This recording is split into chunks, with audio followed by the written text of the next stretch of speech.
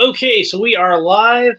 I went out to lunch and I had a good lunch. I went to one of my favorite Mexican restaurants and I figured something out, which is the thing that I used to really like to get at this Mexican restaurant was fajita style nachos. They're really good, but either I could get a half plate of them or for just like $1 more, I could get a whole plate of them.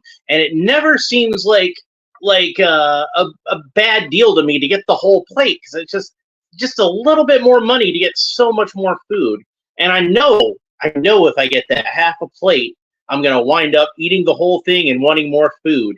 But if I eat the whole plate, if I get the whole plate, I'm rarely able to finish eating it, and then I feel like I'm wasting food. And it's nachos, so it's not like you can just, put that in a box and take it home and eat it. No, you got to eat nachos like at the table at that time because otherwise they get all soggy. You don't want to reheat nachos. That's disgusting. So I figured out there's actually a dip in the menu called, the restaurant's called El Jinete, and the dip is called the Jinete dip. And it's basically the fajito nachos, but it's just a big bowl of cheese dip with the steak and the chicken and the shrimp all in it. And whenever I get the nachos tajanos, that's what it's called, it's got all these bell peppers on there. So I either have to ask them to, make it without the bell peppers or pick all the bell peppers out myself. And that's a waste of food because, I don't want to eat them. But this one, it's just the chicken and the steak and the shrimp all in the bowl with the cheese dip. And I've already got chips at the table, so I can just be dipping my chips and eating them. And I usually wind up eating the whole thing, and then I'm full. So that's good. That's what you want when you go out to the Mexican restaurant. So this guy spent 2 minutes talking about Mexican food when he hasn't even gotten to the action figures yet. Well, the other thing I wanted to do while I was out is I wanted to go by Burlington Coat Factory because I thought of one more figure that I could do with this roadblock. And if you saw my short about it, I was talking about how they had like a lot of these roadblocks. They must have bought what Target had left, and this is because this was originally a Target exclusive. And they've got them at Burlington Coat Factory right now. And there's so many customs that I wanted to do that you need a roadblock figure for the base. So and then I thought of one more. So I went by Burlington Coat Factory to see if they had the one closest to my house I hadn't been to yet, to see if they had a roadblock, and sure enough, they had that one. So while I was there, I saw they had this Hawkman, and he was only like $6. So I decided to go ahead and pick him up. And I already have a 12-inch Hawkman from the Black Adam movie, but I was thinking if I could get another one, I could do a custom of like a comic book style Hawkman. So that's what I'm going to do.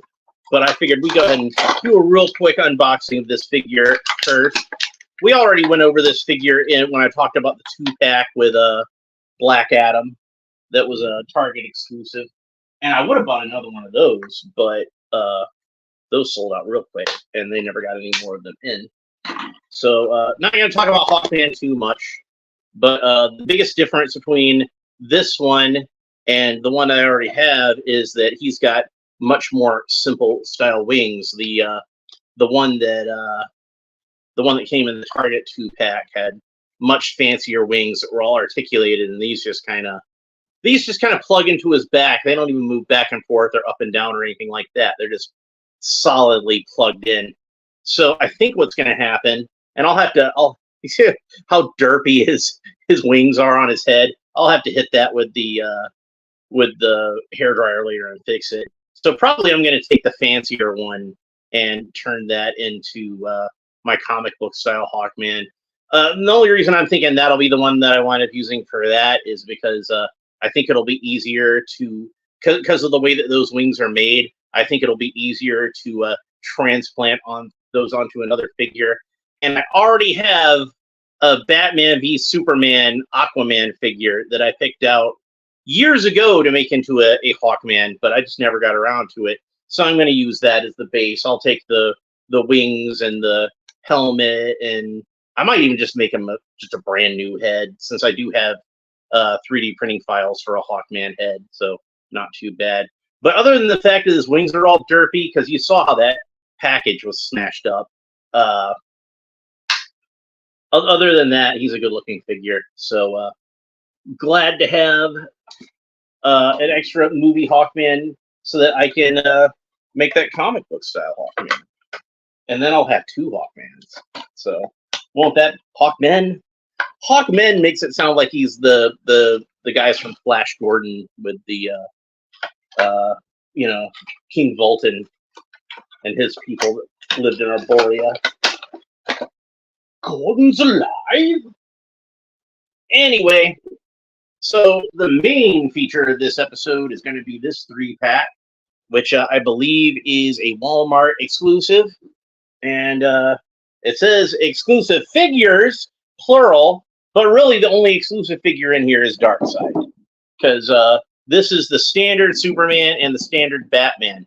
In fact, I already own this same Superman figure. See, here he is. And I thought that I owned this Batman. But then I remembered, oh yeah, I never did get around to buying the black and gray Batman. I have this blue and gray Batman. And if you're wondering why he has trunks, that's because I painted the trunks on there myself. And if you're wondering why they're black trunks as opposed to blue trunks, well, I didn't feel like trying to mix up the paint to match that specific shade of blue. So I just went with black trunks. It was good enough for Mego. It's good enough for me. So there we go. We got this blue and gray Batman with black trunks. And he is wearing the Rebirth outfit that's just in blue and gray, but whatever. So we're going to set that aside for now because we don't need to talk about him anymore.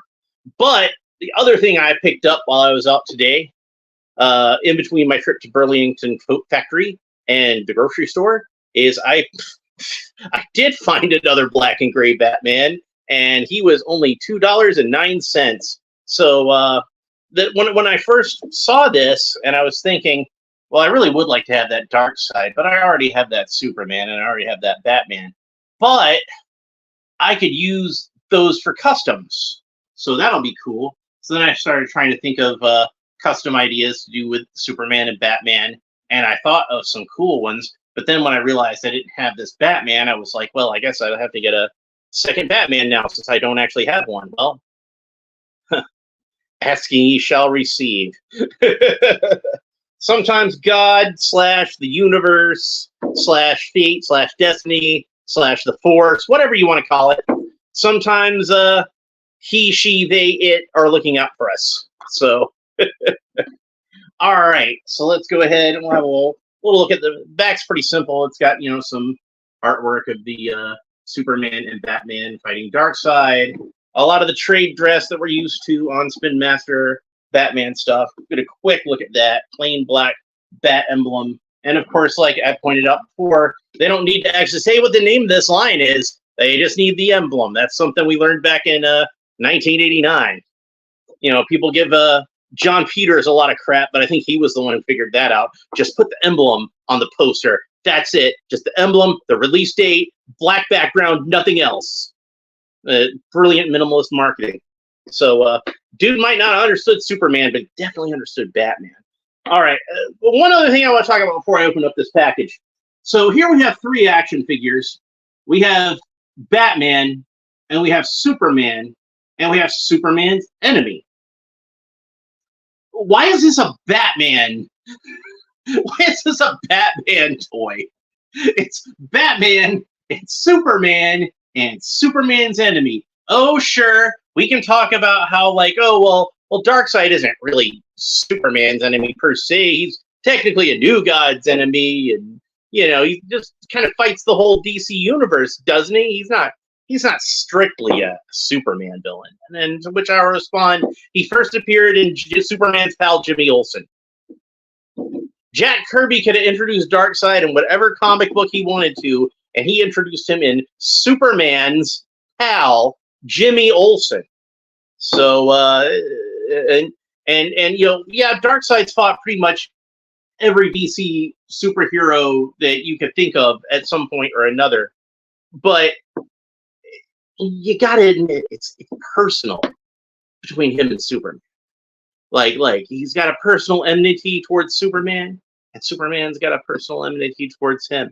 And I just want you to think about not just in the comics, but Superman the animated series, and tell me who the biggest villain on that show was, because it wasn't Lex Luthor. I'll tell you that right now. Much as I love Lex Luthor, and he is my favorite Superman villain, this was the guy that broke Superman on that show.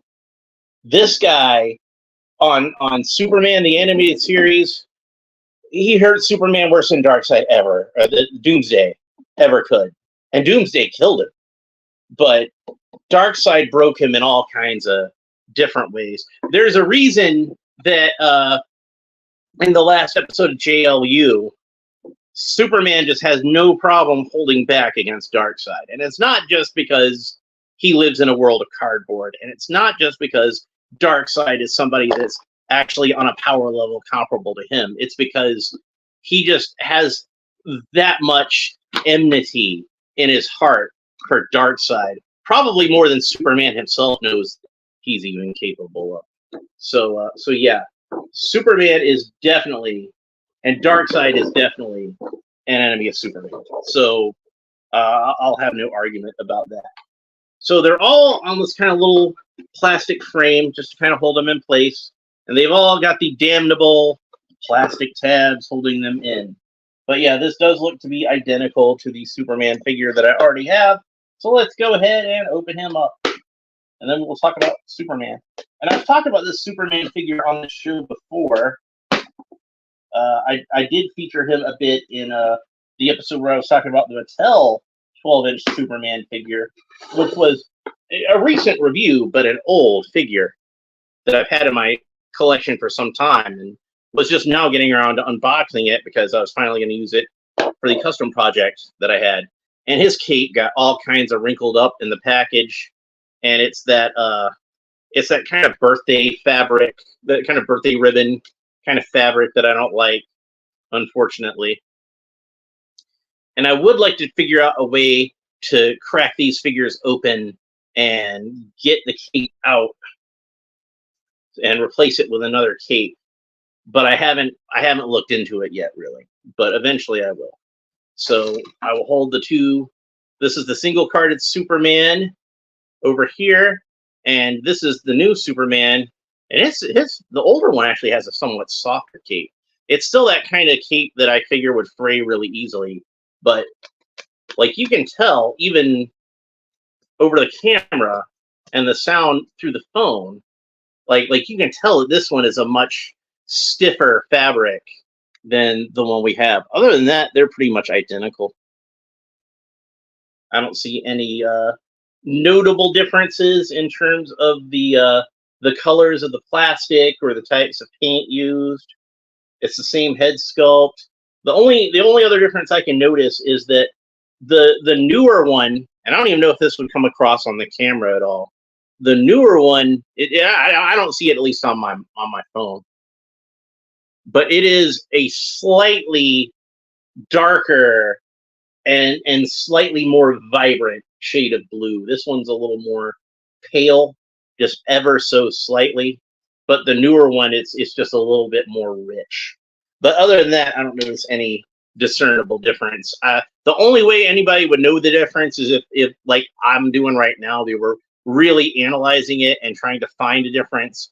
Also, I would say that the paint on the emblem, and again, I don't know if it's really coming across that well on the camera, the paint on the emblem of the older figure has a slightly more satin finish, and the one on the newer figure has a slightly more glossy finish. But other than that, that's the only two differences. So I'm going to set both Supermans aside. Their articulation is pretty standard. We don't really need to discuss that right now. We'll talk about it a little more when we get to Batman. I might as well just go over all that at the same time. So, and since I've never talked about this Batman figure at all, technically, on this show, we'll talk about him a little bit more than we talked about Superman. So again, his cape was stuck through a hole in the back of the package, but it seems to come out relatively undamaged. A little creased up at the top, but not too bad. So I really like the sculpt of this Batman figure. He does have very much of a Jason Fabok kind of look, who is an artist that I like. This is a pretty uh, standard vanilla modern style Batman in the rebirth costume. You know, his elbow articulation seems a little stiff as far as the rotation goes, but it's rotating. So it's not like Pattinson Batman. I have to check that every time now because of that loser. Just like I have to tell people, in a Batman movie, he should probably actually be able to, like, solve the mystery and stop the bad guy. It's stuff that I have to establish now when I talk about Batman movies, thanks to Robert Pattinson. And thanks to Robert Pattinson in his stupid action figure, I have to say that he should have, like, elbows that rotate right and left. They do seem like they're kind of stiff joints, but they do move. So let's talk about the articulation a little bit while I'm on the subject. He has a head that rotates. It goes all the way around. It's technically, I think, on a ball joint, but it not so much in a way that it matters. It's still, like, I think, a cut joint there. It's just a ball that holds it on. His arms go up about that far, so not quite all the way, but I think close enough that most people would be satisfied with it. I think it's well, I was thinking maybe it was the molded cape here that was getting in the way, but I don't think that's actually it. Arms rotate all the way around, but when you rotate them that far up, they only go in that far. Again, that's because of the cape. So you got elbows that bend, not quite 90 degrees, but close enough. You got elbows rotate, but kind of stiff, and they only seem to go part of the way, but that might just be because of the stiffness. Maybe they'll loosen up over time. You got a wrist that rotates all the way around. You got a leg that kicks up about 90 degrees, so that's good. You got a knee that bends about 90 degrees. That's good. And he can do the splits no problem. So there is all the articulation on Batman. Superman features the same exact articulation. Trust me, I've checked. No torso articulation whatsoever. No ab crunch. No waist pivot. No nothing. So again, pretty standard for a 12-inch Spin Master figure. They took over doing 12-inch figures from Mattel, and they pretty much followed the articulation scheme that Mattel has had ever since, at least up until the Batman Adventures figure, which does have a little more articulation, which if you haven't seen that, go back and watch my review of the Batman versus Joker 2-pack from that, and you'll get to hear me talk about that for a little bit. So let's set Batman aside. And we're going to move on to the real rock star of this set. The real reason that I bought this set in the first place. The Lord and Master of Apocalypse. Let the universe howl in despair, for Darkseid is here. Oh, yes. So let's go ahead and cut our plastic tabs. There we go. And free him from this prison. And there should be one more on this elbow. There we go. Now, you might remember from when I discussed Bane, and I happen to have Bane right here. You might remember from when I discussed this guy, and for sheer size, dude, he dwarfs Bane. Like, he's only a little bit taller, like maybe like a quarter of an inch tops, but the bulk of the guy, this is massive. And if you compare it to, and I do have hat handy also, because I did want to compare with the 3 3/4-inch version of Darkseid.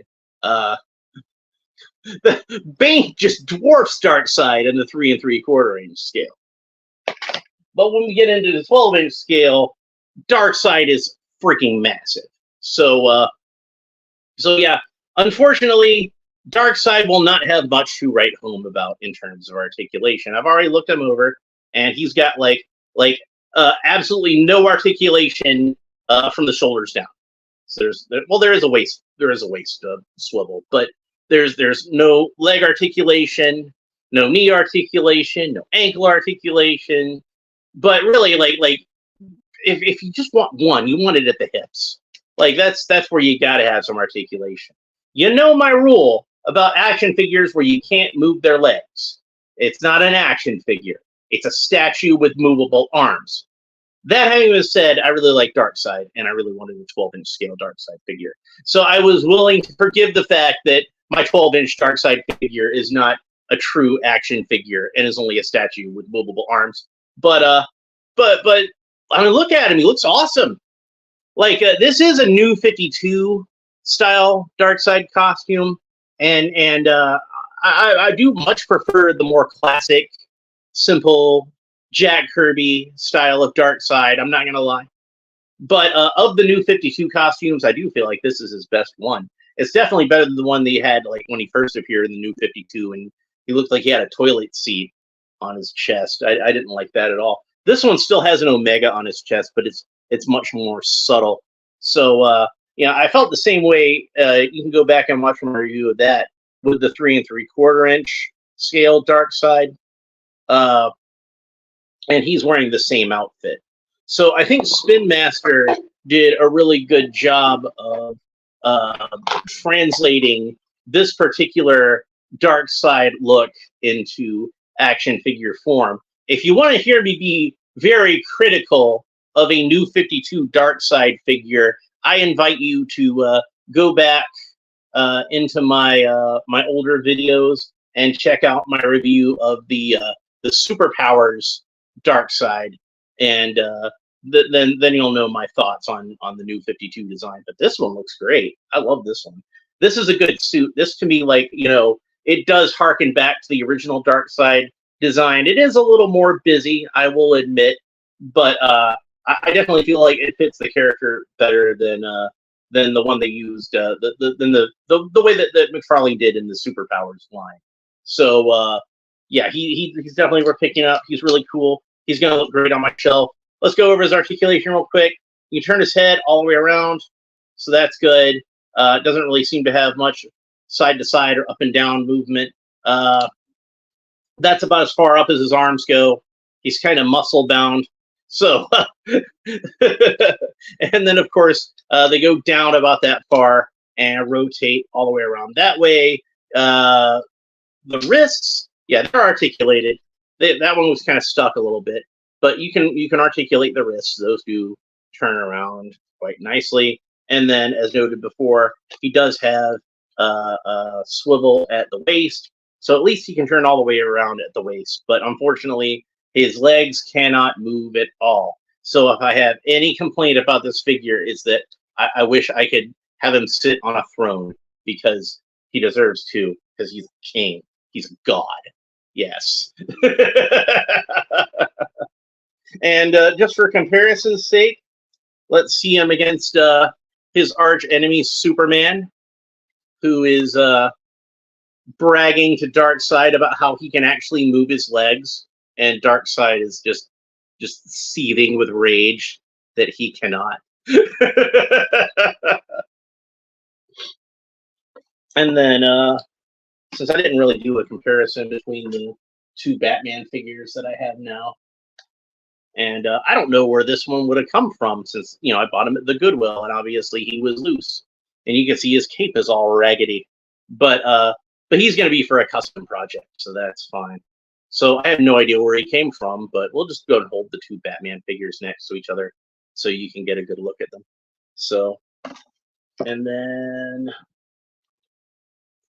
might as well do a couple of other ones where we hold them next to some figures. Here is Mattel Robin. So that's what he looks like next to Robin. And unfortunately, oh, hi, Sean Franklin. How you doing? I do have the Spin Master Damian Wayne figure, but he's back in my room right now, and I'm too lazy to go get him. And there is him next to the Red Hood with the head and the crowbar that I printed out myself. And do we have anything else we can? Well, there's something else we can do. Down there, I got a Zoe Kravitz Catwoman, so we can see him next to Catwoman.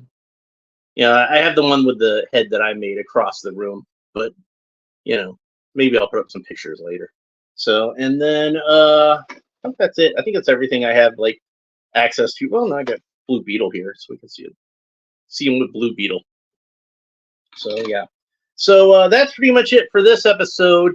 and a little bit, I'm going to do a watch along of Batman the Animated Series. And the episode that we're going to do today is going to be Night of the Ninja, which is one that I really enjoy.